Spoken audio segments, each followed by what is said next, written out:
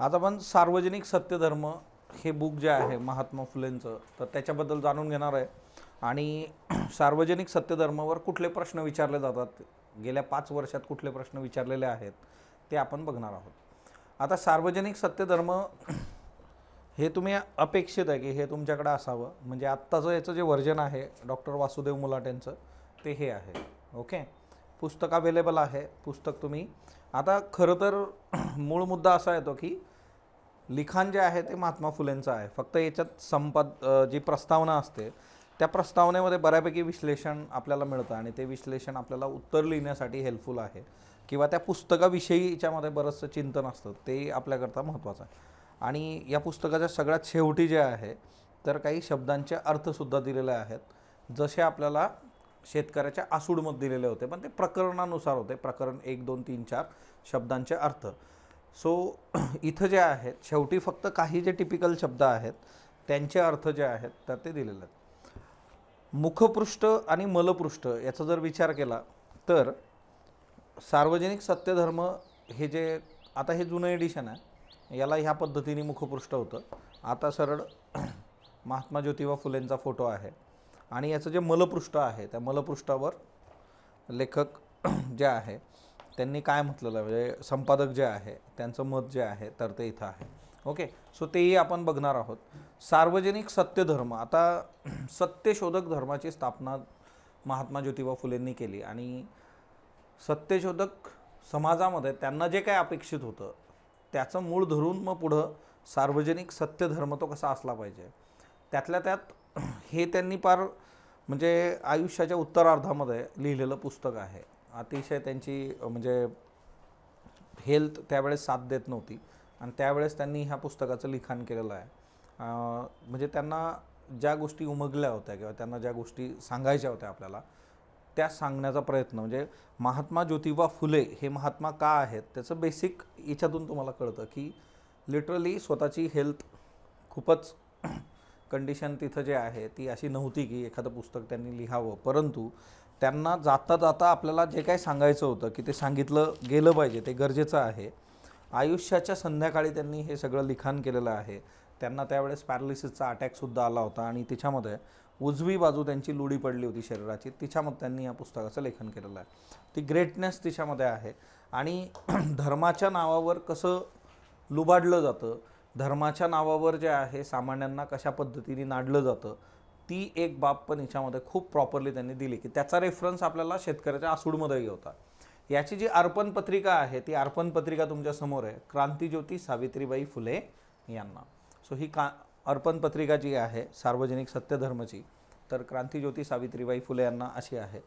So 24 September 1973 Krishnarao Bhalekar, doctor Vishramramji Ghale, Ramsharan Bapusheth उखणे, राजत्रा लिंगू, आता हे बरीच नावं आहेत. यांच्याबरोबर सत्यशोधक समाजाची स्थापना महात्मा ज्योतिबा फुलेंनी केली होती.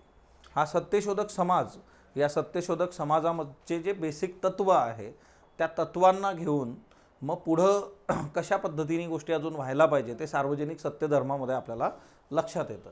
आता इथं बघा, सत्यशोधक समाजाची जी स्थापना झाली त्याच्यानंतर जो कार्याचा पहिला अहवाल प्रस्तुत झाला होता तिच्यामध्ये काय त्यांनी म्हटलं होतं. सो ब्राह्मण, भट, जोशी, उपाध्ये इत्यादी लोकांच्या दास्यत्वापासून शूद्र लोकास मुक्त करण्याकरता व आपल्या मतलबी ग्रंथाच्या आधारे आज हजारो वर्ष ते शूद्र लोकास नीच मानून गफलतीने लुटीत आले आहेत.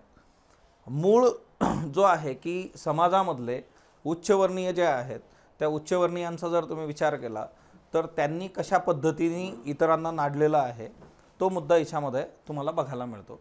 ही पहिला अहवाल आहे सत्यशोधक समाजाचा. यास्तव समुद्देश आणि विद्याद्वारे त्यास त्याचे वास्तविक अधिकार समजून देण्याकरता, म्हणजे धर्म आणि त्या व्यवहारासंबंधी ब्राह्मणांचे बनावट कार्यसाधक ग्रंथापासून त्यास मुक्त करण्याकरता काही सुज्ञ शूद्र मंडळींनी हा समाज 24 माहे सप्टेंबर 1873 रोजी स्थापन केला. हे कशासाठी केलेलं आहे की ब्राह्मणांनी त्यांच्या ग्रंथाद्वारे त्या ग्रंथांना काय म्हटलेलं आहे, मतलबी ग्रंथ, इतरांना शोषण करण्यासाठीच त्याचा वापर केलेला आहे. बरं, हे कसं आहे की कर्मकांडामध्ये अडकवलं कसं आहे शूद्र समाजाला किंवा ओव्हरऑल सर्वांनाच, तर ते आपल्याला शेतकऱ्याच्या आसूळमध्ये खूप प्रॉपरली दिलेलं आहे. शेतकऱ्याच्या आसूळमध्ये महात्मा फुलेंनी ते वर्णन केलेलं आहे की जन्मल्या म्हणजे मुलीला ऋतुप्राप्ती होते, बाळ होतं आणि ते मरेपर्यंत वेगवेगळ्या पद्धतीने कशा कशा पूजा घातल्या जातात, अनुष्ठान केले जातात, कसं बिंबवलं जातं समोरच्याच्या मनावर, हे तिच्यामध्ये आहे. सो हा त्यांचा पहिला अहवाल होता. याचा अर्थ असा की सत्यशोधक समाज हा परंपरागत धर्मसंस्थेशी संघर्ष करू पाहत होता. मूळ जी काही परंपरागत धर्मसंस्था होती तिच्याशी संघर्ष करणारा सत्यशोधक समाज आहे. कारण धर्म ही जी बाब आहे यामुळेच हे सगळे नाडले जात आहेत हे त्यांनी जाणलं होतं आणि धर्माला समोर करून या गोष्टी होत आहेत. सो या संघर्षाची बीजे जी आहे त्यांच्या विचारातून आधी स्पष्ट झालेली आहे. गुलामगिरीचा जर तुम्ही रेफरन्स घेतला तर गुलामगिरी हा जो ग्रंथ होता त्याच्या प्रस्तावनेमध्ये त्यांनी लिहिलं होतं, या ग्रंथाचा मुख्य उद्देश असा आहे की आज शेकडो वर्षे शूद्राती अतिशूद्र ब्राह्मण लोकांचे राज्य झाल्यापासून सतत दुःखे शोषित आहेत, तर या गोष्टीकडे त्या सर्वांचे लक्ष लागून त्यांनी तिजविषयी नीट विचार करणं. मूळ जो रोक आहे की बरं असं नाही आहे की सर्वांच्या प्रती त्यांचं मत तसं होतं.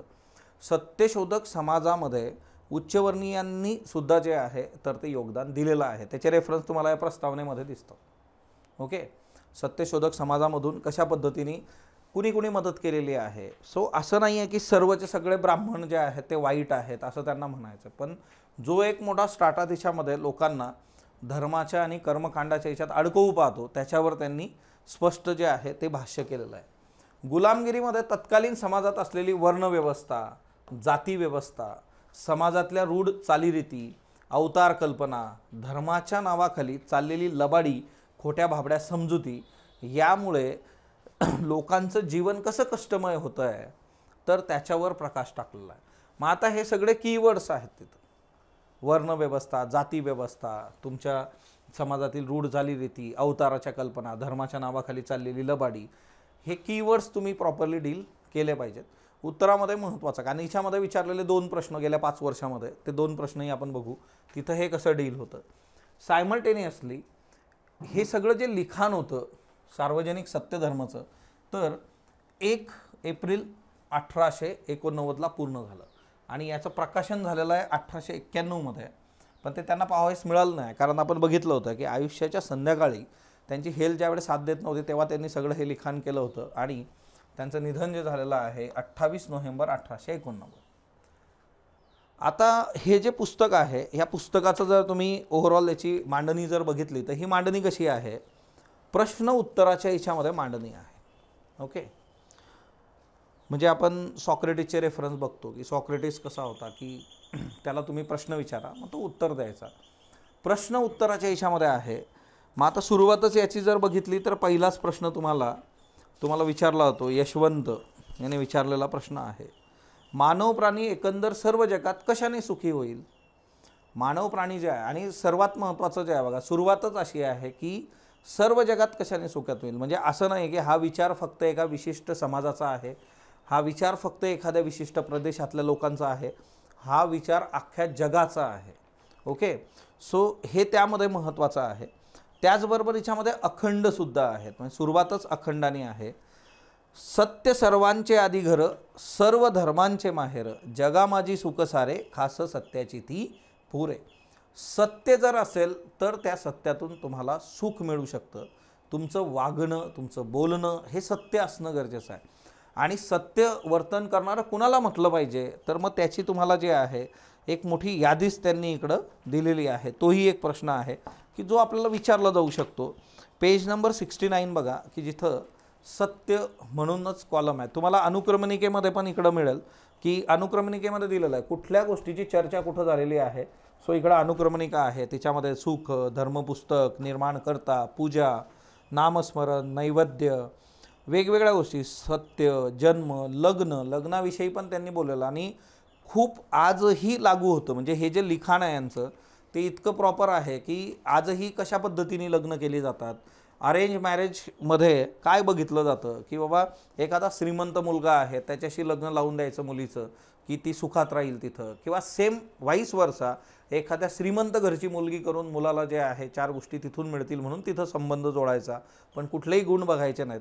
लग्नामध्ये याचं विश्लेषण आहे की लग्न तुम्ही कसं केलं पाहिजे, तर तुम्ही स्वभाव त्यांचे बघितले पाहिजेत. तुम्ही फक्त संपत्ती बघून लग्न करता कामा नये. सारासार विचार करून तुम्ही लग्नाचा निर्णय घेणं अपेक्षित आहे, हे दिलेलं आहे. ते आजही तुम्हाला चपलकपणे 2023 मध्ये तुम्ही अप्लाय करू शकता याला. म्हणजे हे असं नाही आहे की हे लिहिलं गेलं तेव्हा 1891 मध्ये प्रकाशन झालेलं आहे, पण हे महात्मा फुलेंचे अखंड जे आहे तिकडं सौरभने जे दिलं की ते पहिली ग्रामीण कविता. सो हे सगळं प्रश्न उत्तराच्या याच्यात आहे आणि प्रश्न उत्तराच्या पद्धतीतून गोष्टी सोप्या होतात किंवा आकलन सोपं होतं असं त्यांना वाटत असल्यावर त्याच्यामुळे त्यांनी या पद्धतीने या पुस्तकाची मांडणी केली. मग उद्या जर भाषा वैशिष्ट्याचा विचार आला तर सर्वात मुद्दा महत्त्वाचा हाच आहे की हे प्रश्न उत्तराच्या माध्यमातलं पुस्तक आहे. ओके, ग्रंथाची मांडणी प्रश्न उत्तराच्या स्वरूपात आहे. सर्वसामान्य माणसाच्या मनात एखाद्या विषयाच्या अनुषंगाने ज्या शंका निर्माण होऊ शकतात त्या शंका गृहीत धरून त्यावरून प्रश्न उपस्थित करणं आणि त्या प्रश्नकर्त्यांना त्या प्रश्न विचारणं. आता याच्यामध्ये प्रश्नकर्त्यांची बरीच नावं तुम्हाला वेगवेगळी दिलेली आहे आणि ते प्रश्न त्यांना ते विचारतात आणि त्या प्रश्नांची उत्तर मग ते देतात. आता एकतर प्रश्नकर्त्याच्या प्रश्नाचं स्वरूप लक्षात घेऊन मिश्किलपणाने स्वतःच प्रश्न विचारणं आणि कौशल्याने प्रश्नकर्त्याकडून उत्तर मिळवणं. म्हणजे बऱ्याचदा असं होतं की तुमचं उत्तर तुमच्याकडेच असतं आणि प्रश्न एखाद्याने विचारलेला आहे तर त्यालाच प्रतिप्रश्न करणं आणि त्याच्याकडूनच ते उत्तर काढून घेणं हे कसब पण तिथं आहे. आणि त्या रायटिंगमध्ये पण तुम्हाला ते जाणवतं की एखादा प्रश्न तुम्हाला विचारला आणि मग त्या प्रश्नातून तुमच्याकडूनच त्याचं उत्तर काढून घेतलं तर तो मुद्दा महत्त्वाचा आहे. परंतु यामुळे सर्वच लेखनाला जे आहे चर्चेचं स्वरूप येतं आणि एका चर्चेच्या याच्यातून हा सगळा सार्वजनिक सत्यधर्माचा जो पट आहे तो मांडला जातो. सो महात्मा फुलेंच्या बाबतीमध्ये या ज्या बाबी आहेत की एकीकडे आपण शेतकऱ्याचा आसूड बघितलं की तिच्यामध्ये ते रुटीन लेखन आहे नेहमीप्रमाणे, पण हे कम्प्लिटली वेगळं आहे. आता ईश्वर ही जी संकल्पना आहे ती संकल्पना त्यांनी जे आहे निर्मिक म्हणून मांडलेली आहे. ईश्वराला निर्मिक असं म्हटलेलं आहे. निर्गुण निराकार जो आहे तो ईश्वर, मग त्याला मूर्तीमध्ये तुम्ही कैद करणं अपेक्षित नाही आहे. किंवा निर्गुण निराकार आहे म्हटल्यानंतर तिथं नैवेद्य. आता नैवेद्यावर त्यांनी इतके खूप म्हणजे स्पष्ट जे आहे बघा, वैज्ञानिक दृष्टिकोन तर आहेच तुम्हाला आणि ज्याला आपण लॉजिकल म्हणतो विवेकाधिष्ठित ती गोष्ट असणं. त्यांनी म्हटलं की ही सगळी सृष्टी ईश्वराने निर्माण केली, मग तुम्ही ईश्वराला फुलं हार ह्या गोष्टी ज्या देतात त्या त्याच्याच आहेत ना, मग तुमच्याकडून काय असं तुम्ही देताय. मग हे जर सगळं त्यांनीच निर्माण केलेलं आहे की त्याचीच गोष्ट त्यालाच तुम्ही देताय तर त्यात काय पॉईंट नाही. सो निर्मिक किंवा परमेश्वर हा एकच आहे. त्याच्या अनेकत्वाबद्दलची कल्पना खोटी किंवा अज्ञान प्रकट करणारी आहे असं जे आहे ते त्यांचं मत होतं. म्हणजे निर्मिक त्यांनी जेव्हा ईश्वराला म्हटलं की तो निर्मिक किंवा परमेश्वर तो एकच आहे, त्याचे वेगवेगळे रूपं तुम्ही ज्यावेळेस दाखवता ती कल्पना जी आहे तर ती खोटी किंवा अज्ञान प्रकट करणारी आहे असं महात्मा फुलेंचं मत होतं. आणि याच्यामध्ये त्यांनी बघा पद्यात्मकता जी आहे इथं की सर्वांचा निर्मिक एक आहे जाणं पालन पोषण तोच करी. सर्वांचा निर्मिक एकच आहे संपूर्ण सृष्टीसाठी. कल्पनेचे देव कोरिले उदंड, कल्पनेतून तुम्ही असंख्य देव जन्माला घातलेत. रचिले पाखंड हितासाठी, कुणाच्या हितासाठी? स्वतःच्या हितासाठी. देवाला तुम्ही जर अशा पद्धतीने वेगवेगळ्या याच्यात विभाजित करून टाकलं तर हे काय आहे? हे पाखंड आहे. देव एकच आहे, निर्मिक निर्गुण निराकार. सो मूर्तीमध्ये त्याला तुम्ही अडकवू नका, हे पाखंड आहे सगळं. परमेश्वर हा चराचर सृष्टीचा निर्माता आणि नियंता आहे, पण तो कसा आहे? निर्गुण निराकार आहे. हे त्यांनी स्पष्ट केलं होतं. आता ईश्वर जर निर्गुण निराकार आहे तर त्यांनी मूर्ती कशी निर्माण करणार त्याची तुम्ही? तो तर निर्गुण निराकार आहे, मग तुम्हाला कसं कळलं ना तो असा दिसतो, अशी मूर्ती बनली पाहिजे. ओके, फुलांना मूर्तीपूजा मान्य नव्हती. जगाचा नियंता असलेला परमेश्वर एखाद्या दगडाच्या किंवा धातूच्या मूर्तीत कसा असू शकतो? त्यांनी सगळी सृष्टी निर्माण केलेली आहे. किंवा स्वामी विवेकानंदांबद्दल पण एक धडा आम्हाला होता लहानपणी की लहानपणी ते, आता नवरात्र पण सुरू आहे बघा, देवीची मूर्ती आणण्यासाठी ते जातात, त्यांना पाठवलं जातं आणि रस्त्यावरून एक घोडागाडी जात असते जोरात आणि एक लहान मुलगी तिथं असते, तर तिला वाचवण्यासाठी ते धावतात. आणि लहानपणाचा त्यांच्या आयुष्यातला प्रसंग आहे, ते त्यांचं नाव मूळचं जे नरेंद्र होतं त्यावेळेस, आणि ती मुलगी जी आहे तिला वाचवण्याच्या सर्व पराकाष्ठेमध्ये देवीची मूर्ती जी आहे तर ती भंगते. मग त्यांना घरी गेल्यावर आई आणि ते मग सगळे सांगतात की नाही, तू खऱ्या अर्थाने देवीचं पूजन ऑलरेडी केलेलं आहे. सो मूर्ती पूजा जी आहे की सिम्बॉलिकली तुम्ही एखाद्या याच्यासाठी ते समोर आणलं, पण त्याचे किती वेगवेगळे रूपं लोकांनी तयार करून टाकले, वेगवेगळे धर्म, जाती, है ना. सो एखाद्या दगडाच्या धातूच्या याच्यात मूर्ती तुम्ही देवाला कसं सामावू शकतात, फार तर त्याचं प्रतिकरूप म्हणून समजणं ठीक आहे, सिम्बॉलिकली चला आपण एक मानलं, पण मूर्तीला परमेश्वर समजून तिची पूजा अर्चा करणं, तिला नैवेद्य म्हणून काही पदार्थ तिच्यापुढे ठेवणं चुकीचं आहे. मूर्तीपुढे ते आहे आणि ज्याला भूक लागलेली आहे त्याच्या हातात काहीच नाही. सो हे ॲक्सेप्टेबल नाही. फुले वाहून ईश्वरावर श्रद्धा व्यक्त करायची जर असेल तर स्वतःच्या परिश्रमाने आपल्या कुटुंबाचं पालन पोषण करणाऱ्या, रात्रंदिवस निस्वार्थ मनाने समाजासाठी झटणाऱ्या अज्ञानी लोकांची शोषितांच्या तावडीतून मुक्त करण्यासाठी जीवन खर्ची घालणाऱ्या सत्पुरुषांना तुम्ही वाहा. तुम्हाला फुलं व्हायची आहे ना, कुणाला व्हायची फुलं? सत्पुरुष, चांगली लोक जी समाजासाठी स्वतःला वाहून घेतात, त्यांच्यासाठी तुम्ही ते करा. तुम्हाला फुलं जर व्हायची असतील तर देव तुम्ही माणसात बघा, हे महात्मा फुलेंनी आपल्याला शिकवलं. सो अशा सत्पुरुषास वृद्धापकाळात काही विपणी आली तर त्याला मदत करावी. जगातील पंगू लोकास किंवा पोरक्या मुलांना देवाच्या नावानं मदत करावी. मूळ एकदम क्लिअर आहे की तुमच्याकडे कंपॅशन असलं पाहिजे, कंपॅशन टुवर्ड्स विकर सेक्शन. दिव्यांग असतील, वृद्ध लोक असतील, त्यांना तुम्ही मदत करा, कारण तेव्हा त्यांना मदतीची गरज आहे. त्यांनी अख्खं आयुष्य तुमच्या मदतीसाठी घालवलेलं आहे. मग हे कॉन्स्टिट्यूशनल व्हॅल्यूज तुम्हाला दिसतात का? मॉरल्स जे आहेत, आज आपल्या कॉन्स्टिट्यूशनल मॉरॅलिटी आपण बघतो की आपल्या याच्यामध्ये संविधानामध्ये आहे की आपण काही एक्सेप्शन्स टाकलेले आहेत, आर्टिकल 15, 16. मग तिथं वल्नरेबल सेक्शनसाठी आपण गोष्टी डील करतो का? सो त्या गोष्टी याच्यामध्ये महत्त्वाच्या आहेत की तुम्हाला ती दूरदृष्टी त्यांची दिसते. निर्मिकाने जर एक पृथ्वी केली, वाही भार भली सर्वात्रांचा. तृणवृक्ष भार पाळी आम्हासाठी, फळे ती गोमटी छायेसह.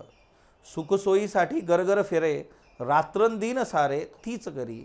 मानवाचे धर्म नसावे अनेक, निर्मिक तो एक ज्योती म्हणे. एकच पृथ्वी आहे, ही पृथ्वी निर्मिकाने केलेली आहे, सर्वांचा भार ती वाहते. तृणवृक्ष भार पाळी आम्हासाठी, फळे ती गोमटी छायेसह. म्हणजे तिच्यावर वृक्ष आहेत, फळं मिळत आहेत, आपल्याला सावली मिळते. सगळं कोण करतं आहे? हे सुखसोयीसाठी गरगर फिरे, रात्रंदिन सारे तीच करी.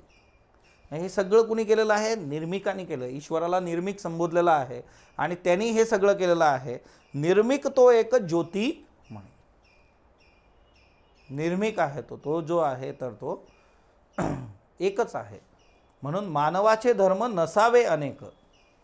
वेगवेगळे धर्म नाही पाहिजे, मानवता हाच एक धर्म आहे आणि वेगवेगळ्या धर्मात तुम्ही माणसाला वाढू नका, हे तिच्यामध्ये सांगितलेलं आहे. सायमल्टेनियसली त्यांनी विश्वधर्माची एक संकल्पना मांडली होती. आता ही कशी होती की एकच कुटुंब आणि त्या कुटुंबातले वेगवेगळे जे सदस्य आहेत त्यांनी वेगवेगळ्या धर्माचं पालन करणं. मग यामध्ये त्यांनी सांगितलं होतं की त्या कुटुंबामधली स्त्री ही बौद्ध धर्माचं आचरण करणारी, तिचा पती ख्रिश्चन धर्माचा असेल. म्हणजे जर एक कुटुंब तुम्ही घेतलं तर त्या कुटुंबातली जे आहे महिला आणि पुरुष जो आहे, तर हा जो आहे हा ख्रिश्चन धर्माचं पालन करणारा, महिला जी आहे ती बौद्ध धर्माचं पालन करणारी, आणि यांना जी मुलं होणार आहेत त्या मुलांपैकी मुलीने इस्लाम धर्म स्वीकारलेला असेल तर मुलगा जो आहे तर तो सार्वजनिक सत्य धर्माचं पालन करत असेल. सो यांची मुलगी जी आहे ती इस्लाम धर्म तिने स्वीकारलेला असेल आणि यांचा मुलगा जो आहे तर तो सार्वजनिक सत्य धर्माचं पालन करणारा असेल. ही एक विश्वाची संकल्पना. म्हणजे आज जो धर्म वेगवेगळ्या जातींमध्ये, धर्मांमध्ये जे आहे समाज विखुरलेला आहे, त्याला एकत्रित आणणं किंवा एकमेकांच्या भावनांचा किंवा त्या मूल्यांचा रिस्पेक्ट करणं वेगवेगळ्या धर्मातल्या, मग एकाच कुटुंबामध्ये ह्या सगळ्या बाबी तुम्हाला मिळतात. असं भागवतनी जे टाकलं आता की खरा तो एकची धर्म जगाला प्रेम अर्पावे. आम्ही 1ली ते 4थीत होतो, आम्हाला ही प्रार्थना होती शाळेमध्ये, प्राथमिक मुलांची शाळा जिल्हा परिषदची. सो सिंपल आहे, एकच धर्म जगाला प्रेम अर्पणं. मग इथं जे आहे की एकाच कुटुंबामध्ये तुम्हाला वेगवेगळ्या धर्मांचं अस्तित्व असणं, ही विश्वधर्माची कल्पना त्यांची होती. याला किती ॲक्सेप्टन्स मिळतो आजच्या डेटमध्ये. मग मूळ धर्माच्या नावावर आज काय चालू आहे आपल्याला, शेतकऱ्याचा असूळमध्ये सार्वकालिक स्थिती असं होतं की प्रत्येक याच्यामध्ये शेतकरी ह्याच सिच्युएशनला आहे. आता जर तुम्ही बघितलं तर ती सार्वकालिक स्थितीचा जेव्हा तुम्ही विचार करता, मग आज धर्माच्या नावावर असं होऊ शकतं का? एकाच कुटुंबामध्ये इतक्या वेगवेगळ्या पद्धतीने गोष्टी वर्क होतील का? सो आता त्यांची जी मूल्यव्यवस्था आहे ती मूल्यव्यवस्था पण हिच्यामधून येते. मग आता मूल्यव्यवस्थेमधल्या काही मूल्य इथं आहेत. लबाड बोलणे, लबाड बोलणारास मदत करू नये. ओके, एकतर तुम्ही खोटं बोलू नका आणि खोटं बोलणाऱ्याला मदत करायची नाही. ओके, व्यभिचार स्वतः करू नये, तसेच व्यभिचाराचा सन्मान करता कामा नये. म्हणजे 2 गोष्टी यांनी सांगितल्या बघा. आता आपण एक इथिक्समध्ये बघतो, GS4 मध्ये आपल्याला सांगितलं जातं की there are certain human values, है ना, ट्रूथ वगैरे, है ना. तर खरं बोला तुम्ही तुमच्या याच्यात वैयक्तिक आचरणामध्ये. इथं 2 पद्धतीने त्यांनी सांगितलेलं आहे. एक, तुम्ही खोटं बोलू नका आणि खोटं बोलणाऱ्याला मदत करू नका. तुम्ही स्वतः व्यभिचार करू नका आणि व्यभिचार करणाऱ्याचा सन्मान करू नका. म्हणजे बऱ्याचदा मी करत नाही पण मी दुसऱ्याला, मी सिगरेट ओढत नाही पण मी दुसऱ्याला आणून देतो किंवा मी प्रोव्हाइड करतो. मी एखादी पार्टी दिली आणि तिच्यामध्ये मी दारू ठेवली, सिगरेट ठेवली, सगळंच ठेवलेलं आहे. मी पित नाही पण तुम्ही प्या. हे ॲक्सेप्टेबल नाही आहे. म्हणजे व्यभिचार तुम्ही करू नका आणि तो इतरांनाही करता कामा नये, त्यांना प्रोत्साहन तुम्ही देऊ नका. चोरी करू नये, चोरी करणाऱ्यास मदतही करू नये. दुसऱ्याच्या घरास अथवा वस्तूस द्वेष भावनेतून आग लावू नये, जो कोणी लावील त्याला जवळ करू नये. पुण्यामध्ये बाईक जाळण्याचे प्रकार मोठ्या प्रमाणावर आज घडतात. बाईकच्या बाईक जाळून टाकतात, पार्किंगमध्ये आग लावून देतात. दुसऱ्याचं घर, वस्तू, त्याला आग लावू नका आणि जो असं करेल त्याला जवळ करू नका, कारण तो एक वेळ तुम्हाला पण भस्मसात करू शकतो. न्यायाने राज्य करणाऱ्या राजाविरुद्ध, संस्थानिकाविरुद्ध किंवा राजाच्या प्रतिनिधीविरुद्ध बंड न करता त्यास सहाय्य केले पाहिजे. कंडिशन अप्लाय, न्यायाने राज्य करणाऱ्या. जस्टिस आहे का आता प्रिएम्बलमध्ये जस्टिस. ही नीती मूल्य जी आहेत की आज आपण संविधानात बघतो किंवा इथिक्समध्ये शिकतो, तर महात्मा फुलेंनी ह्या कितीतरी गोष्टी तुम्हाला ऑलरेडी दिलेल्या आहेत. रिफॉर्मर्समध्ये येत्या काळात तुम्हाला महात्मा फुलेंवर GS4 मध्ये पण प्रश्न विचारला जाऊ शकतो. तेवढं पोटेन्शियल तिथं आहे. जसं तुम्हाला आता गुरु नानकांवर प्रश्न विचारला तर येत्या काळामध्ये किंवा GS1 मध्ये क्रांतिज्योती सावित्रीबाई फुलेंवर प्रश्न विचारून झालेला आहे की her work and dedication towards gender equality. मग हे क्रांतिज्योती सावित्रीबाई फुले आणि महात्मा फुले या दोघांचं जे आहे ते पोटेन्शियल प्रचंड आहे. परीक्षेच्या दृष्टीने जर तुम्ही बघितलं तर ते विचारलं जाण्याचं, म्हणजे एकंदर हिस्ट्री असेल किंवा GS4 असेल आणि साहित्यामध्ये तो ऑलरेडी आपल्याला ही 2 पुस्तकं इथं अभ्यासाला आहेत. सो ही मूल्यव्यवस्था त्यामध्ये आहे. मग तुम्हाला एक प्रश्न असा विचारलेला आहे की हे पुस्तक लिहिण्यामागचं उद्दिष्ट नेमकं काय आहे. तर हे पुस्तक लिहिण्यामागचं उद्दिष्ट एक आहे की त्यांना जे समजलं होतं, त्यांना जे उमगलं होतं आणि का आपलं शोषण होतं आहे, शूद्रातिशूद्र जे आहेत ते का पिसलेले आहेत ते त्यांना कळालं पाहिजे. कुठल्या कुठल्या गोष्टी चुकीच्या आहेत त्या तुम्ही टाळल्या पाहिजेत, कुठल्या प्रथा परंपरा आहेत त्या तुम्ही फॉलो करायला नको आणि तुम्ही कुठली नीतिमूल्य घेऊन पुढं गेलं पाहिजे, ह्या सगळ्या गोष्टी याच्यामध्ये आहेत.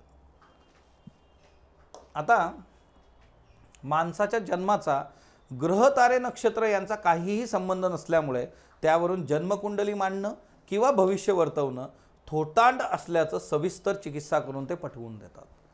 आता जन्मकुंडली लग्नाच्या वेळेस, आता लग्न हे तर टॉपिकच आहे याच्यामध्ये, कुठल्या पद्धतीने लग्न लावलं पाहिजे. तर सत्यशोधक पद्धतीमध्ये कसल्याही पद्धतीचा बडेजाव नसतो. तिथं सिंपली जे आहे प्रार्थना दिलेली आहे, मंगलाष्टकं स्वतः त्यांनी दिलेली आहे तिच्यामध्ये, आणि ती म्हणून जे आहे ती एक प्रतिज्ञा तुम्ही म्हटलीत की ते वर्क होतं. मूळ जन्मकुंडली वगैरे बघणं ते त्यांना अपेक्षित तिथं नाही. किती गुण जुळले 36 पैकी.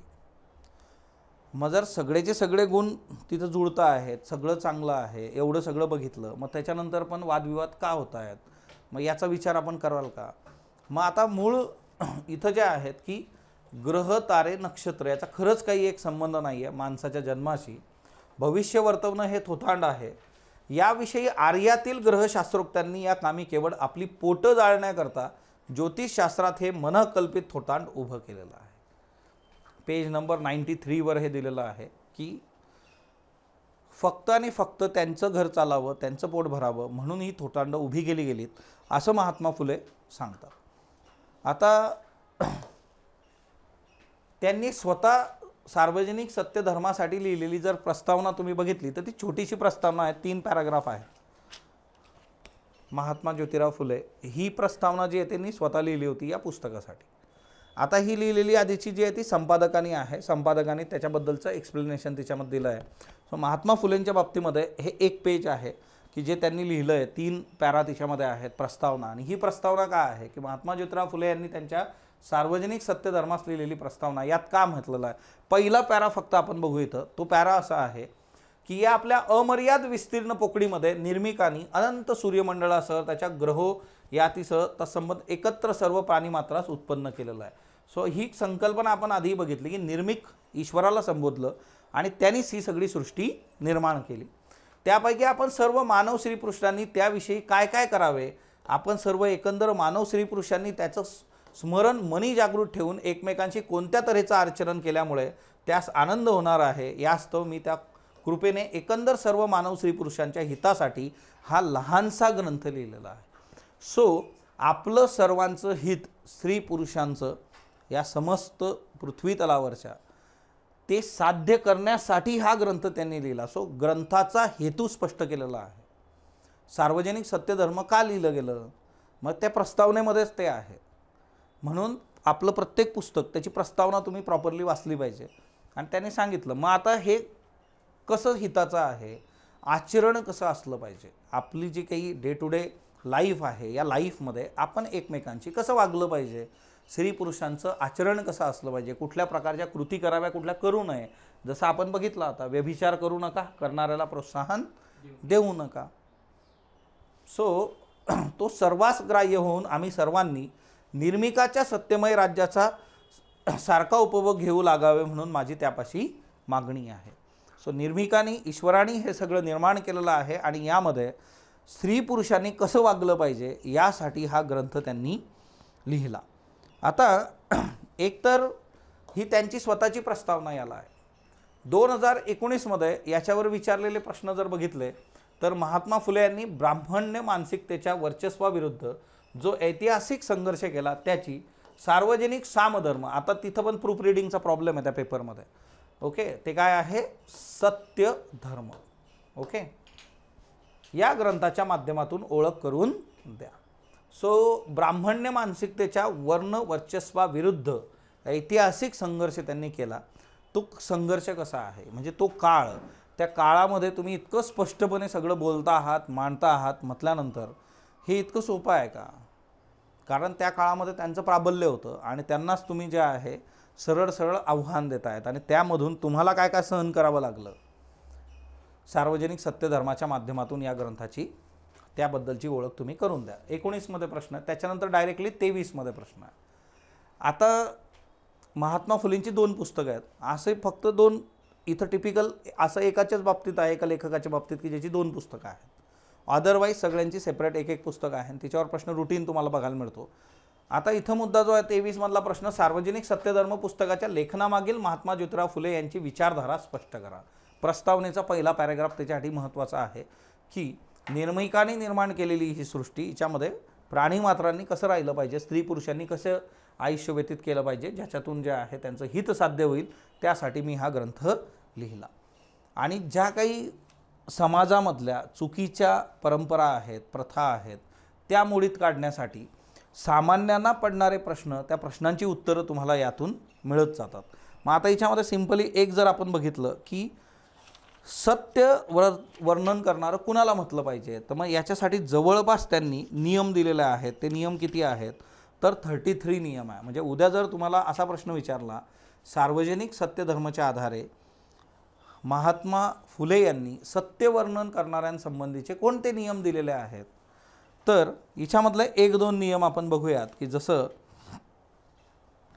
पहिला जो आहे, आपल्या सर्वांच्या निर्माणकर्त्याने एकंदर सर्व प्राणीमात्रास उत्पन्न केले, त्यापैकी स्त्री पुरुष हे उभयता जन्मता स्वतंत्र व एकंदर सर्व अधिकाराचा उपभोग घेण्यास पात्र केले आहेत, असे कबूल करणारे त्यास सत्यवर्णन करणारे म्हणावे. आता स्त्री आणि पुरुष जन्मता स्वतंत्र आहे आणि एकंदर सर्व अधिकाराचा उपभोग घेण्यास पात्र आहेत. हे जो ॲक्सेप्ट करेल, म्हणजे फेमिनिझम आहे का इथं, आहे. जेंडर इक्वॅलिटी आहे का, आहे. म्हणजे असं नाही आहे एक्स्ट्रीम लेवलला घेऊन जाणं एखादी गोष्ट. त्यांनी हेही सांगितलेलं आहे, जसा मुलाचा स्वभाव बघा तसा मुलीचा सुद्धा स्वभाव बघा. लग्न कुणाशी केलं पाहिजे, कसं केलं पाहिजे, लग्नासंबंधी काय गोष्टी आहेत. मग तो जेंडर इक्वॅलिटी तुम्हाला इथं दिसते. मग ती दोघांच्या बाबतीत आहे. क्रांतिज्योती सावित्रीबाई फुलेंच्या बाबतीत आणि महात्मा फुलेंच्या बाबतीत, दोघांच्या बाबतीमध्ये तुम्हाला जेंडर इक्वॅलिटी हा मुद्दा तिथं क्लिअर आहे. सो आता आपण डिटेल याचं जे आहे तर ते ॲनालिसिस बघूयात. धन्यवाद.